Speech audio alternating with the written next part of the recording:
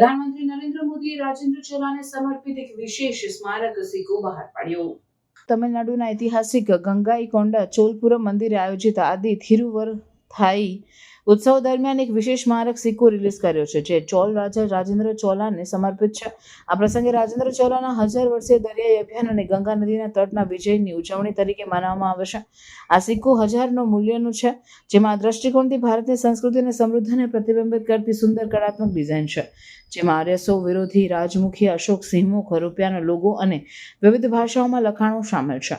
આ કાર્યક્રમ ગંગાઈકોટા ચોલાપુરમ ખાતે યોજાયો હતો, જ્યાં રાજેન્દ્ર ચોલાએ ચોલ શાહીના રાજધાની તરીકે સ્થાપના કરી. અહીંનું બૃહદીસ્વાર મંદિર રાજા ચોલા માટે સમર્પિત એક શિલ્પકલા મહાનુભાવ છે. કાર્યક્રમ દરમિયાન પ્રધાનમંત્રી મોદીએ પરંપરાગત તામિલ પોશાક પહેરી ગંગાજળથી પૂજન કર્યું. આ મુલાકાત ભારતીય પ્રાચીન સંસ્કૃતિ અને ખાસ કરીને તામિલ વારસાને જાળવવાની સરકારની પ્રતિબદ્ધતાની દ્રષ્ટિ કરશે.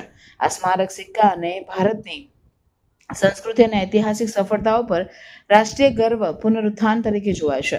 રાજેન્દ્ર ચોલાએ દક્ષિણ તથા દક્ષિણ પૂર્વ એશિયાની વિજય યાત્રાઓ દ્વારા ચોલ સામ્રાજ્યનો વિસ્તાર કર્યો હતો. આ પ્રસંગે હિસ્ટોરિક સ્થળો જેમ કે પોનેરી ટેન્કનું પુનઃનિર્માણ કરવાની પણ જોરદાર જરૂરિયાત ઉજાગર થઈ.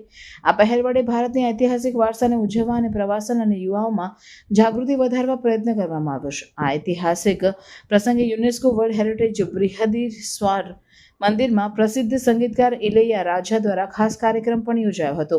સિક્કોને રિલીઝ કરતી વખતે પ્રધાનમંત્રી મોદીએ તમિલનાડુમાં અનેક વિકાસ કામોનો પણ શુભારંભ કર્યો. આ સિક્કો રાજેન્દ્ર ચોલાના વારસાને સમર્પિત હોવાની સાથે તામિલ ગર્વ અને ભારતીય સાંસ્કૃતિક એકતાને મજબૂત બનાવવાનું કાર્ય કરશે.